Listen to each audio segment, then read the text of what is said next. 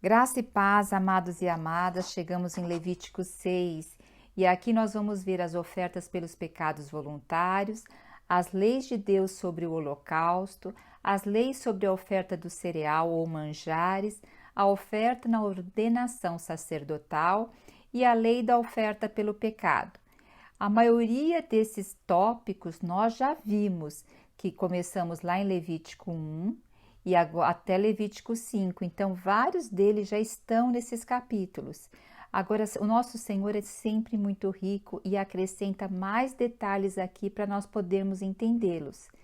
Lembrem-se, esses pecados eram pecados que eram expiados, era a oferta era a cobertura desses pecados, menos da oferta de cereal que a gente vai falar daqui a pouco. Mas elas tinham o quê? A forma de expiar o pecado da pessoa, e assim o Senhor poderia o quê? Estar ali no meio do povo. Agora eu quero só lembrar vocês que havia pecados que não eram expiados, que não eram oferecidos ofertas, e a lei para o pecador era a morte. Nesses capítulos não tratam disso, mas é bom a gente saber que havia o que? Pecados capitais, que era o que? A ordenança era a morte da pessoa. E quais eram esses pecados? Nós tínhamos o apedrejamento, que era quando a pessoa tinha sexo com a mãe ou com a madrasta ou adultério. Teríamos também a morte pelo enforcamento, quando a pessoa agredia os pais, faziam sequestro, praticavam sequestro ou falavam uma profecia salva. Tinha também a morte pelo fogo, quando tinha sexo com a filha, com a neta, com a enteada, com a sogra e por aí vai. E havia também pela decapitação, que era quando a pessoa fazia um assassinato premeditado. Para esses tipos de pecado não havia expiação, não tinha como um animal ser morto e expiar o pecado. E nós temos todas essas, falando sobre esse tipo de morte, nós temos em várias partes da Bíblia, mas só para vocês lembrarem. Lá em Êxodo 20, de 12 a 25, lembra quando o povo, ele o que? Construiu o bezerro de ouro e ali foram mortos várias pessoas que se posicionaram a favor disso, depois quando Moisés falou com eles. E nós vemos também aqui nesses pecados que eram a condenação à morte, 2 deles está falando de o apedrejamento sob sexo com a mãe, madrasta e pelo fogo, também relacionado à parte sexual. Por que tanta ênfase em cima disso? Porque o primeiro mandamento é amarás teu Deus e não farás nada que tenha em cima do céu ou debaixo da terra para ser adorado. Quando fala de adorar o seu Deus, o Senhor está falando de uma aliança, o Senhor está falando de um casamento. Então, a Bíblia é um grande romance entre Deus, Cristo e a igreja. O Senhor quer esse enlace, e dentro de um enlace matrimonial o princípio é o que? É ser um para o outro. O princípio é a confiança, o princípio é a fidelidade, o princípio é não ter outro no lugar do seu cônjuge ou da sua esposa. Então, nós vemos que o Senhor vê aqui princípios, tá? Então, nós temos aqui uma nação que estava sendo constituída totalmente diferente e separada de outros povos. Esse povo, o povo escolhido de Deus, e agora Deus ia habitar no meio do povo. Que coisa gloriosa, né? E hoje nós sabemos que essa bênção se estendeu a nós e o próprio Jesus veio e hoje nós nos tornamos tabernáculos de Deus nessa terra. E mesmo esses pecados que para Deus antigamente não haveria perdão, a pessoa teria que ser morta, hoje pelo sangue do Senhor, esses pecados também são cobertos, desde que a pessoa se arrependa e tenha um coração de não voltar a fazer novamente. Então, hoje o sangue de Cristo, ele nos purifica, tanto dos pecados que nós estamos falando aqui de Levítico 1 até Levítico 6, também dos pecados que não tinham sacrifício, mas Cristo se sacrificou por nós. Então nós estamos na era da graça, na era da misericórdia estendida de Deus. Então vamos ver aqui agora em Levítico 6:1, aonde vai começar a falar sobre as ofertas pelos pecados voluntários. Aqui, neste caso, além do ofertante oferecer um sacrifício para obter o perdão de Deus, o ofertante deveria o quê? Trazer uma restituição à pessoa que causou o dano. O enfoque aqui cai muito mais sobre a reparação do erro.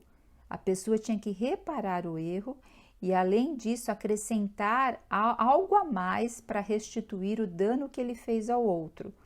Então, nós vemos aqui falando no versículo 2, olha, se alguém pecar cometendo uma falta contra o Senhor, enganando o seu próximo em relação a algo que lhe foi confiado, deixado sobre os seus cuidados como penhor, ou ainda defraudando o seu irmão, roubando ou extorquindo, o que quer que seja.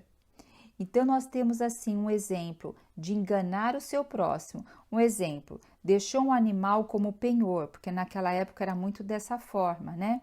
Deixava um animal como penhor, como uma garantia de algo para que a pessoa ia pagar para o outro. Aí, quando a pessoa, vamos supor, estou dando um exemplo, né? Saldou a sua dívida, ela ia pegar o animal de volta. Aí, a pessoa que tinha ficado com o animal, com o penhor, ela vendeu, deixou fugir ou até virou alimentação. Então, a pessoa o que ela não se importou em guardar aquilo e ela muitas vezes mente para o outro também. Ah, fugiu, eu não vi, aconteceu isso. Então, o Senhor está falando de coisas do dia a dia, do relacionamento. E aqui também nós vamos ver quando fala sobre defraudar, é enganar. E fala sobre roubar ou extorquir. É algo que a gente se toma por violência ou por uma ameaça, ou é um agiota. Muitas vezes se fala assim, olha, se você não fizer isso para mim, eu vou contar isso e isso de você. Se você não fizer isso para mim, eu vou colocar aquela foto na sua rede social. Então, isso é uma ameaça, é um assédio, né? Hoje a gente tem muito essa palavra de assédio, de bullying, só trocaram-se as palavras, né? E aqui o versículo 3 fala assim, e se achar algum bem perdido e mentir a respeito disso, ou se jurar falso testemunho em relação a qualquer assunto ou pessoa, também estará cometendo pecado. E quando desse modo errar, tornar-se-á isso culpado e terá que devolver o que furtou, o que extorquiu ou o que se apropriou indevidamente e lhe foi confiado, ou mesmo de algum bem perdido que tenha encontrado.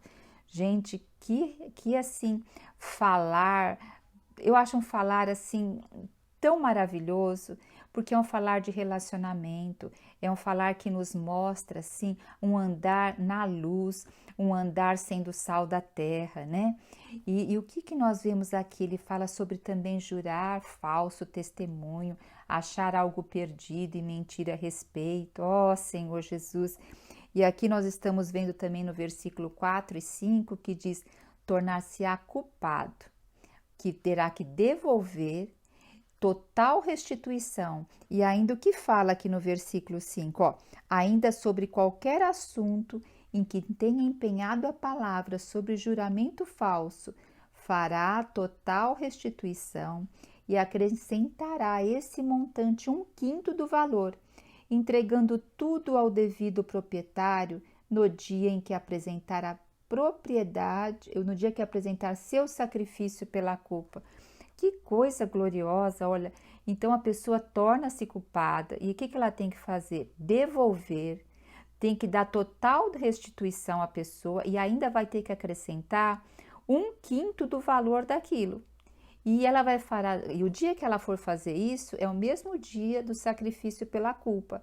Ela ia tanto fazer o sacrifício pela culpa, como ia também fazer a restituição à pessoa e vai acrescentar 1/5. Nós vemos lá em Mateus 5:24, Jesus falando, Deixa ali mesmo a sua oferta diante do altar. Se você for fazer a sua oferta e você lembrar que está em falta com o teu irmão, deixa ali mesmo a sua oferta diante do altar. E primeiro vai reconciliar-se com o seu irmão e depois volta e apresenta a sua oferta. Ó Senhor Jesus, muitas vezes a gente acha que o Senhor está aceitando a nossa oferta, mas primeiro o Senhor quer um coração limpo perante Ele e perante os homens. Por isso que Paulo falava que tinha uma consciência pura perante Deus e perante os homens. Isso me toca profundamente. Ó Senhor Jesus. E aqui no versículo 6 e 7 vai falar especificamente sobre a oferta de reparação, para que fosse expiado o pecado. Quantos ensinamentos nós temos nessa pequena porção do versículo 1 ao versículo 7. Ó Senhor Jesus, muitas vezes, vamos ver isso no nosso viver prático de hoje, né? Muitas vezes, quando a gente magoa alguém, nem pedimos perdão. E quando pedimos perdão, achamos que isso já tá bom. E nem pensamos então em reparar o erro. Muitas vezes, para que um pedido de perdão realmente seja pleno, muitas vezes nós precisamos deixar isso claro, por meio também de uma reparação do ocorrido. Muitas vezes a gente é tão rápido para fazer isso porque a gente está meio sem graça, meio sem jeito. Ai, me perdoa, viu? Não sei o que lá. Não, tem que ser feito de uma forma cabal e o que puder reparar tem que ser feito. Um exemplo, vou falar uma coisa assim bem mais simples. Se pegarmos algo emprestado e aquilo quebrar na nossa mão, ou alguém rouba aquilo que nós pegamos emprestado, ou a gente deixa até num lugar não muito apropriado e aquilo que a gente pegou emprestado é danificado, devemos, além de pedir perdão, reparar esse erro. Então a gente tem que ter esse cuidado. Olha, certa feita, me lembro, quando eu estava agora meditando nessa palavra, me lembrei que uma vez eu peguei um livro emprestado de alguém e esse livro caiu, estava com um copo d'água próximo e caiu o copo d'água no livro e eu não percebi, encharcou o livro. Então, aí o que eu fiz? Eu comprei um outro livro, devolvi para a pessoa, fiz a reparação, mas eu sei que não foi o suficiente, porque aquele livro tinha um valor sentimental para a pessoa. Então, aquele livro com esse valor sentimental eu nunca ia poder cobrir. Então, se eu tenho que fazer realmente cabalmente isso, ter essa sensibilidade, né? E também já aconteceu comigo. Eu certa vez emprestei algo que tinha um valor sentimental grande para mim. Eu havia ganhado do meu esposo quando nós namorávamos. E pensando em ajudar uma outra pessoa, eu acabei emprestando e nunca mais vi aquilo. E quando um dia fui perguntar sobre aquilo, a pessoa disse para mim que havia sido roubado. Então eu fiquei muito chateada, mas não tanto com a pessoa, mas comigo, de não ter refletido antes do empréstimo e talvez de não explicar o quão importante aquele objeto era para mim. Então, assim, a gente percebe também que a gente devemos nos posicionar e refletir, né? E também isso me fez lembrar uma coisa, e eu quero compartilhar com vocês, porque ajuda no nosso viver prático. Uma vez uma amiga, ela era uma professora universitária e tinha muitos livros. E eu solicitei um livro para ela emprestado e ela foi muito pronta, falou, nossa, claro que sim, Kátia. E pegou uma agenda e me disse, vamos registrar primeiro a data do seu empréstimo e quando você vai poder me devolver. Eu juro para vocês que eu fiquei assustada com a atitude dela e até meio assim ressentida, porque, puxa, será que ela pensa que eu não vou devolver o livro?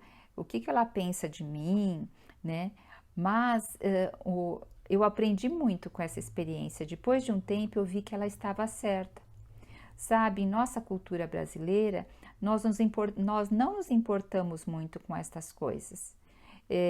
Essas coisas, além de prejudicar nossa consciência, porque a gente nem se importa perante Deus, também ofende o testemunho nosso nessa terra. O Senhor, como eu disse, nos alerta para a gente ser a luz e o sal da terra. E temos a tendência, não é verdade, de lembrar as falhas que as pessoas cometeram conosco. Contudo, pouco olhamos o que já magoamos as pessoas. Também muitas vezes somos lesados devido não sabermos nos colocar e conversar sobre um assunto. Que nem essa minha amiga do livro, ela soube conversar sobre o assunto. E para ela, não era sinal que ela estava confiando ou não confiando em mim. Ela era assertiva na hora de fazer o empréstimo.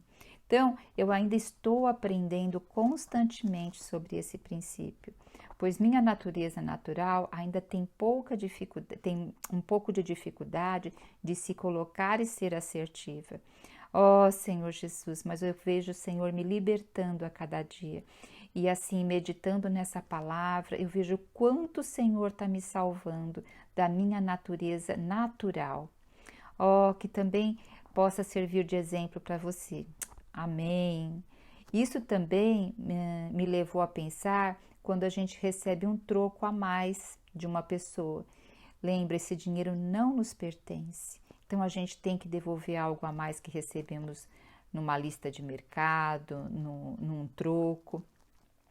E eu vou compartilhar mais uma experiência com vocês. Uma vez eu comprei um suplemento caro e eu estava gastando muito dinheiro, pois eu estava me recuperando de uma doença grave. E foi recente, foi agora em 2019. E esse suplemento eu nem sabia que ele era importado. E por causa de $1 a mais, ele ficou retido na alfândega brasileira.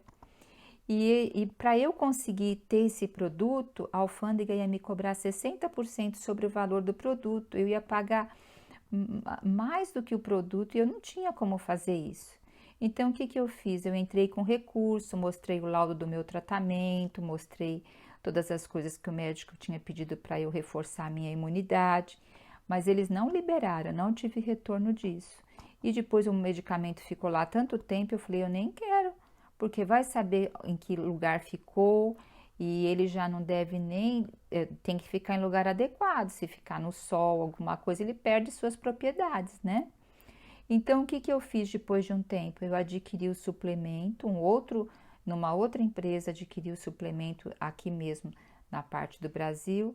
E eu recebi o suplemento, e depois de 15 dias, mais ou menos, que eu havia recebido, a empresa me mandou novamente o suplemento. Eu até achei que era da alfândega, sabe? Mas eu fui ver, não, era o mesmo número de pedido que eu havia comprado dessa empresa. Eu não entendi, fiquei lá olhando, aí uma vozinha falou assim no meu coração, tá vendo? Lá a alfândega não liberou para você o seu suplemento, agora você está recebendo em dobro, agora eu estou te dando em dobro. Olha só o lado bom da nossa alma, né? Mas sabe o que aconteceu? Eu não tive paz, pois o Espírito não nos permite. Só porque fomos lesados, não devemos obter coisas que não nos pertencem, pois ali a empresa tinha errado comigo e tinha mandado em duplicidade e um funcionário ou alguém ia pagar por isso. Então eu entrei em contato com a empresa e eles falaram que iam ver. Aí demorou um pouquinho, eu passei um e-mail e eles responderam, sim, sabemos. E nunca vieram buscar o produto, nunca me retornaram quanto ao produto. Então, eu comprei por 3 meses, aí eu usei os 3 primeiros meses o produto que eu havia comprado. E como eles não haviam retornado sobre nada do que eu falei, eu usei depois mais 3 meses o produto que veio em duplicidade. Mas aí meu coração estava em paz quanto a isso. Então é isso, o Senhor quer que nós tenhamos o nosso coração em paz sobre aquilo que nós procedamos, né? A mesma coisa quando a gente acha um dinheiro, fala assim, ai, que olha a minha sorte, achei tanto de dinheiro. Isso não é sorte, porque alguém foi lesado. Quem perdeu foi lesado. E na Bíblia, onde nós vemos isso com muita clareza, da reparação, da restituição. Como diz aqui, a oferta pelos pecados voluntários que nós estamos vendo agora aqui no livro de Levítico. Isso demonstra muito lá no Novo Testamento sobre Zaqueu. Vocês lembram de Zaqueu? Quando Zaqueu diz que a palavra que ele não tinha muita estatura e quando Jesus estava passando, ele subiu numa árvore para ver Jesus. Jesus, ao olhar para ele, falou, Zaqueu, desce depressa, porque hoje me convém cear na tua casa. Aí o Senhor foi cear na casa de Zaqueu, ficou lá na casa de Zaqueu ceando, E Zaqueu levantou, isso está lá em Lucas 19:8, tá? Aí Zaqueu levantou e falou assim, Zaqueu disse, resolvo dar aos pobres metade dos meus bens, e se em alguma coisa tenho defraudado alguém, restituo 4 vezes mais. Neste momento o Senhor disse, a salvação chegou a essa casa. Olha que perfeito exemplo que nós temos aqui. Zaqueu, ele era um homem maioral dos publicanos e ele fazia ali a coleta de impostos e provavelmente de uma forma ilícita, porque eles enriqueciam muito.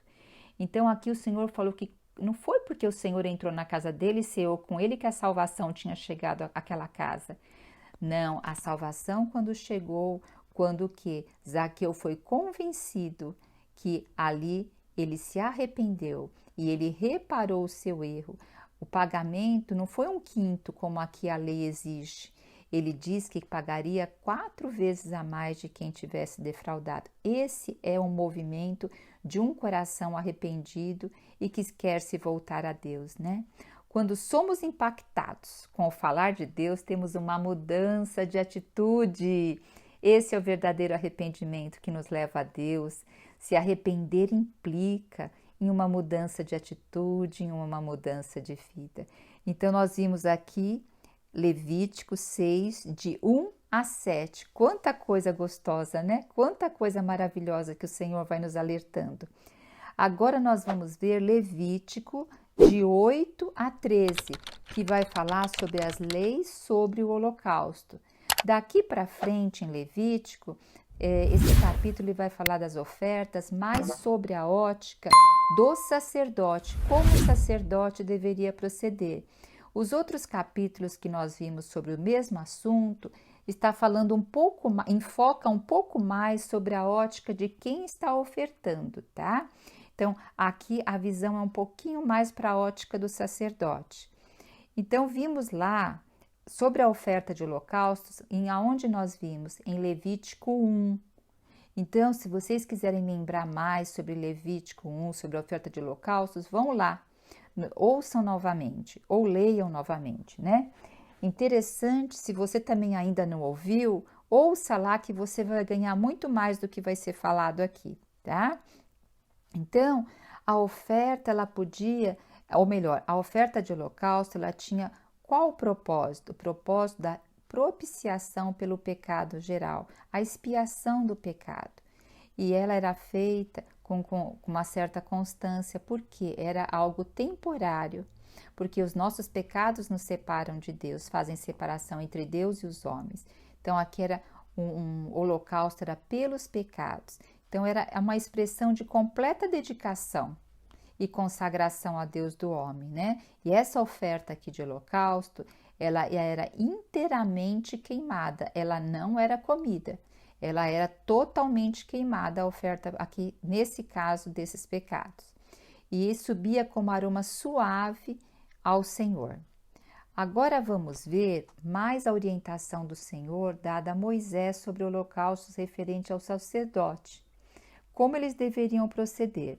Então, aqui ele fala no versículo 9 que deveria ser completamente queimada, que ficará na lareira do altar toda a noite até o raiar do dia, e se manterá o fogo do altar aceso. Então, o que? Ela tinha que ficar no altar até ser consumida totalmente e o fogo aceso. Aí vai falar sobre as roupas que o sacerdote tinha que usar. Então, como ele deveria se posicionar mediante isso. E quando ele fosse levar as cinzas do lado de fora no lugar santo, ele deveria trocar a sua vestimenta. E eu também quero ressaltar aqui, olha, que o versículo 9 diz: ficará na lareira do altar toda a noite até o raiar do dia, e nela se manterá o fogo do altar. Veja, o fogo do altar. E veja o versículo 12. O fogo, pois, sempre arderá sobre o altar, não se apagará. Mas o sacerdote acenderá a lenha nele cada manhã, e sobre ele porá em ordem o holocausto, e sobre ele queimará a gordura das ofertas pacíficas. O fogo arderá continuamente sobre o altar. Jamais, jamais deverá ser apagado. Então, veja só, o fogo, ele teria que ficar o tempo todo aceso.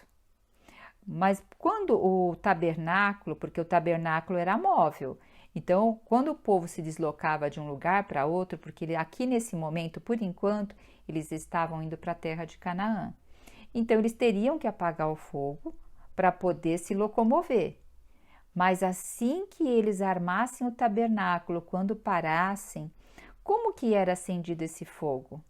Era acendido pelo próprio Deus. Quando eles armavam a tenda, o fogo novamente a lenha era organizada ali no altar e o próprio Deus enviava fogo do céu e acendia a lenha. E depois que o Senhor acendia essa lenha, não podia se queimar, não podia se apagar mais. Muito rico isso, né? Esse altar deveria ter um fogo permanente e a oferta sendo queimada ali permanente. Para isso, teria que o sacerdote cuidar disso, ficar a noite toda ali cuidando, arrumando a lenha, tirar a cinza, acrescentar mais lenha para manter o fogo aceso. Tudo isso tudo isso na observância que o Senhor está dando a eles. Agora, o que nós vemos, né, trazendo para a prática? Como aplicar isso hoje na nossa prática? Hoje nós sabemos no Novo Testamento, na Nova Aliança, que a gente não tem mais um altar físico e não temos mais o sacrifício do animal, porque Cristo foi o verdadeiro sacrifício para nós. Ele deu a sua vida por nós. E hoje, aonde está o altar? Aonde é o altar de Deus? É o nosso coração. Em nosso coração deve arder o Espírito Santo, deve arder o fogo. Pensa comigo aqui um pouquinho. A terra constitui-se em 4 elementos básicos. Nós temos a água, a terra, o ar e o fogo. Quando o Senhor fez o homem, o ser humano, ele fez do quê? Do pó da terra, fez um barro ali, né? Fez ali com um barro que precisa de pó da terra e precisa o quê? Da água. E nós sabemos que hoje todos os minerais que estão no nosso corpo também estão o quê? Na terra. E também nós temos em média quase 70% de água em nós. E ali quando o Senhor fez o homem do pó da terra, ele o quê? Soprou nas suas narinas, então ele soprou o ar. E o homem se tornou alma vivente. Agora, quando nós nascemos de novo, o que nós recebemos do Senhor? O Espírito Santo. E o Espírito Santo é referido na palavra de Deus como fogo. Aleluia! Ó Senhor Jesus, então nós vemos que na velha aliança o fogo deveria se manter aceso e o sacerdote deveria estar atento para esse fogo se manter aceso. E aqui no Nova Aliança, nós vemos o quê? Pedro, o apóstolo Pedro escrevendo aqui em 1 Pedro, que nós somos o quê? Um reino de sacerdotes. Então, nós devemos ter esse cuidado para manter o fogo aceso, para o fogo não apagar. O fogo em si não se apaga, pois assim, se a gente for pensar, quem coloca o primeiro fogo no altar do holocausto era o Senhor. Contudo, para depois o fogo se manter aceso, era necessário que a madeira e o trabalho ali constante do sacerdote. Então, o fogo pode se apagar se a gente retirar o combustível, que no caso lá do holocausto era o quê? A madeira e o cuidado permanente do sacerdote. O Espírito do Senhor é fogo. Contudo, quando ele vem para dentro de nós, ele vem operar dentro de nós, ele precisa ser alimentado dentro de nós para que esse fogo que é o Espírito se mantenha aceso. Nós vemos lá em 1 Tessalonicenses 5:19 dizendo assim, ó, não apagueis o Espírito, porque assim, quais lenhas figurativamente temos que colocar hoje no altar do nosso coração para esse fogo não se apagar? Porque fala, não apagueis o Espírito. E em Provérbios, lá 26, na parte 20a, diz assim, sem lenha o fogo se apaga. Então, o que pode ser essa lenha hoje? nós podemos dizer que a lenha pode ser a oração. A oração a gente acha que é uma questão de escolha ou opção, mas a oração para nós é uma questão de necessidade, sobrevivência espiritual para que o espírito se mantenha aceso. Nós vemos lá em Lucas 18:1, falando assim: deve-se orar sempre sem esmorecer. E em Romanos 12:12b diz: perseverai em oração. Também diz a mesma coisa em Colossenses 4:2, diz: perseverai em oração, vigiando com ações de graça. Ações de graça é também oração. Lá em 1 Tessalonicenses 5:17 diz: orai sem cessar, mantenha esse fogo aceso. Então, só que eu quero fazer um parênteses sobre oração, sabe? Em nossa mente, oração está muito ligada à petição. Pedir isso para o Senhor, pedir aquilo. Mas saiba que a oração, em primeiro lugar, é o reconhecimento de um senhorio sobre a nossa vida. Que temos um pai, e um pai que deseja conhecer o coração do filho, e não simplesmente conhecer os pedidos do filho. Um pai que é um relacionamento com o filho. Na oração modelo, na oração do Pai Nosso, começa o quê? Com a santificação do nome do Senhor. Só depois que vai falando mais sobre a necessidade. Olha, uma coisa que eu também não canso de falar sobre a história de Ana. Ana, ela não tinha filhos, era uma mulher estéril, e ela orava ao Senhor pedindo um filho. Mas o Senhor não deu esse filho logo para ela. Imagine, se o Senhor tivesse dado um filho logo no início que Ana estava orando, seu coração ia se tornar gordo, orgulhoso. Por quê?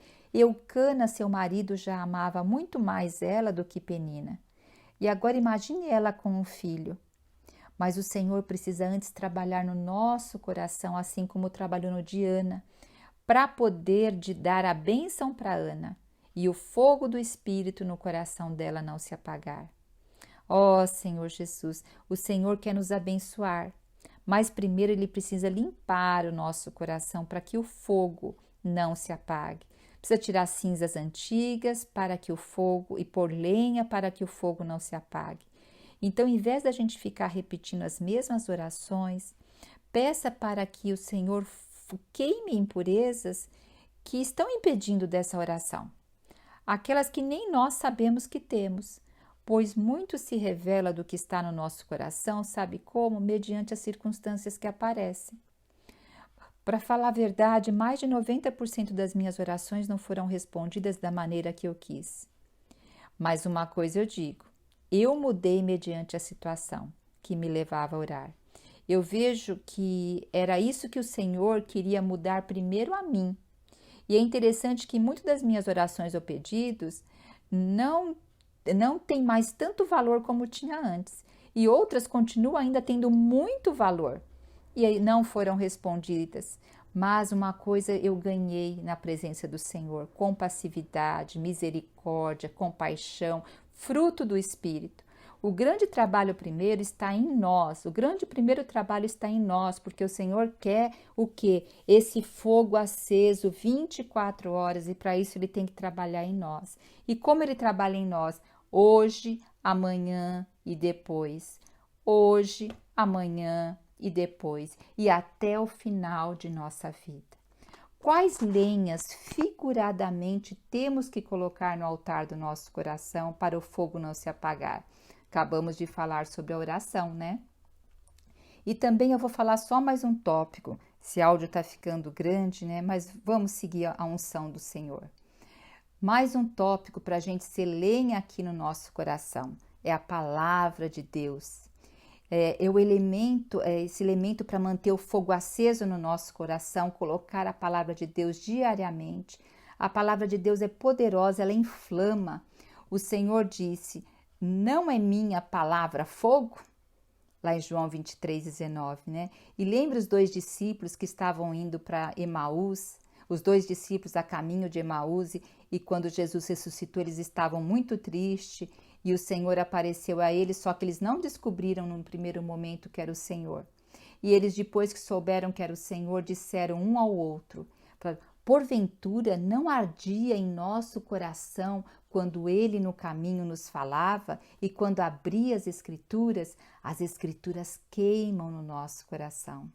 Ó Senhor Jesus, enfim, ter uma vida consagrada, é uma vida de consagrada, serve ao Senhor, ela apacenta, ela cuida das ovelhas, porque uma vida de oração, uma vida de palavra leva uma vida de servir ao Senhor com alegria e não com peso.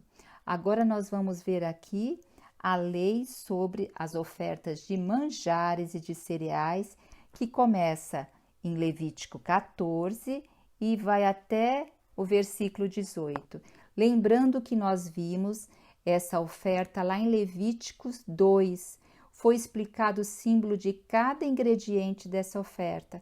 Eu achei essa mensagem aqui, eu ganhei muito em Levítico 2, vendo o símbolo de cada da farinha, do azeite. Nossa, eu ganhei demais. Eu encorajo vocês também a ouvirem novamente Levítico 2. Somente lembrando que essa oferta ela era voluntária. Ela não era obrigatória como as ofertas de pecado, de culpa. Essa oferta se caracteriza por, como eu disse, a oferta de voluntária era de louvor e gratidão, que o ofertante trazia ao Senhor. Uma parte dessa oferta ela era queimada sobre o altar, como memorial e aroma suave ao Senhor, e a outra parte dessa oferta era comida pelos sacerdotes. Nesse trecho, nós temos detalhado a oferta de manjares ou cereais, não pela ótica do ofertante, e sim dando detalhes o proceder do sacerdote. Deixa claro que uma parte da oferta era para ser queimada ao Senhor, como eu disse, e outra para o sacerdote. Isso nos remete que os sacerdotes se alimentam e viviam do que vinha das ofertas. Pois tem o versículo lá no Deuteronômio 25:4 que diz: não atarás a boca ao boi quando debulha. Paulo também cita esses versículos no Novo Testamento em 1 Coríntios 9 e também em 1 Timóteo 17:18. Que ainda em Timóteo ele acrescenta que o trabalhador é digno do seu trabalho. Então lembra, uma parte da oferta hoje é para a obra do Senhor. E também a outra parte da oferta é para que os irmãos que vivem da obra, que nós possamos ser fiéis à oferta. Essa é uma oferta voluntária e é uma oferta de gratidão, é uma oferta de memorial ao Senhor. Então, fica estabelecido no versículo 18 aqui que essa é uma advertência. Todo o que nelas tocar deverá santo. Espera um pouquinho, deixa eu ver aqui que eu errei. Todo o que nelas tocar deverá ser santo. Portanto, essas são ofertas sagradas. Então, essas ofertas são sagradas ao Senhor quando ofertamos também, tanto para o memorial quanto ao sacerdote. E depois aqui do versículo 19 ao versículo 23, nós vamos ver a oferta na ordenação sacerdotal. Era quando o sacerdote ele ia ser o quê? Ungido. Ele fosse ungido para ser sacerdote. Então, a oferta também é a oferta aqui de manjares, só que essa oferta que era oferecida pelo sacerdote e para a unção, para a ordenação dele, não deveria ser comida. Ela deveria ser queimada totalmente de memorial ao Senhor, uma parte pela manhã e uma parte à tarde. Pois aqui nós vemos um serviço que está sendo totalmente santificado ao Senhor. E agora, terminando, nós temos aqui o quê? A lei da oferta pelo pecado. Essa passagem engloba também os pecados descritos no capítulo 4 e também no início do capítulo 5, pecados pela ignorância. Para entender melhor essas passagens, devemos ver os capítulos anteriores de Levítico, se você ainda não viu ou se você quiser relembrar, ver novamente. É interessante, sabe, a gente entender bem essas passagens, porque nós vamos ver no decorrer da leitura da Bíblia que várias passagens vão fazer menções a essa passagem. Inclusive no livro de Salmos é direto os salmistas, somente Davi, fazendo referência a essas passagens de Levítico. Aí nós começamos a entender melhor o contexto, como tudo ocorria, tá? Então, o animal aqui, nessa passagem que nós estamos vendo, ele era sacrificado e era queimado a sua gordura sobre o altar. Quando a oferta fosse oferecida pelo pecado de ignorância do sacerdote ou da congregação, ela deveria ser queimada fora do acampamento. E quando fosse por um líder ou uma pessoa da comunidade, a gordura seria queimada no altar e o restante dessa oferta poderia ser comida pelos sacerdotes. Isso nós vamos ver tudo lá em Levítico 4, nós já vimos, tá? E nessa porção aqui de Levítico do versículo 24 ao 30, realça o proceder até em relação à roupa se respingasse sangue, as vasilhas que deveriam ser limpas depois de fazer o alimento, eram coisas santíssimas e consagradas ao Senhor. Então, tratar as coisas que estão na casa do Senhor de forma o que? Santa, né? Nosso Deus é um Deus de reverência e ordem, não é verdade? Como isso mostra na palavra, né? Ó Senhor Jesus. E em Provérbios 9, 10, diz que o temor do Senhor é o princípio da sabedoria. E o conhecimento do santo, daquele que é separado a Deus, é prudência. Então, quando nós estamos vendo tudo isso aqui, nós estamos temendo mais o Senhor e estamos ganhando mais sabedoria do Senhor, estamos ganhando conhecimento e colocando prudência no nosso viver. Porque, sabe por quê, gente? Nós vivemos numa época que pouco se tem respeito pelas autoridades, e digo autoridade básica, pai, mãe, professor, um líder cristão. Não existe quase temor nem prudência. Isso, porque se a gente não teme, não tem prudência daquelas pessoas que foram instituídas como autoridade a nós, quanto mais ao Senhor, né? Se a gente não ama o irmão que a gente vê, a gente vai amar o Senhor que vê, a palavra é clara. Então, isso a cada dia mais, a gente está percebendo que o amor está se dissipando na terra. O próprio, assim, as pessoas viverem em Cristo está se dissipando, né? Cada qual está envolto para si, vivendo para si. Que possamos, ao terminar esse áudio agora, tão longo que ficou, né? Ó Senhor Jesus, mas eu creio que foi direção do Espírito. Que nós possamos, ao terminar esse áudio, orar ao Senhor para Ele pedindo para que Ele guarde o nosso coração, guarde a nossa consciência e que que o Senhor nos dê perseverança de manter sempre o fogo aceso. Ó Senhor, com todos esses instrumentos maravilhosos que Ele nos deu hoje, a Sua palavra, a oração e o apacentar, né? Estamos no tempo que podemos buscar o Senhor e encontrar. Mas sabe uma coisa? Eu creio que esse tempo está se findando. Vamos orar para o Senhor nos ensinar a remir o tempo e viver segundo os seus princípios, nessa lei áurea, né, que o Senhor nos deixou hoje. Amar a Deus sobre todas as coisas e ao nosso próximo como a nós mesmos. Jesus Cristo é o nosso Senhor. Você já se viu sobrecarregada por pensamentos negativos e ansiedade? Deseja encontrar uma maneira de viver com confiança e proteção? No Salmo 23, escondem segredos poderosos que podem mudar a maneira como você enxerga a vida. Nesta aula, você vai descobrir esses segredos e aprender a viver com confiança, deixando para trás os pensamentos negativos que minam a sua felicidade. Com a sabedoria do Salmo 23, você aprenderá práticas e princípios que ajudarão a livrar-se da ansiedade e encontrará orientação para experimentar uma proteção duradoura e encontrar paz interior. Comece a transformar sua vida hoje mesmo. Entre no grupo para acessar a aula gratuitamente e venha descobrir a verdadeira confiança e proteção que você merece.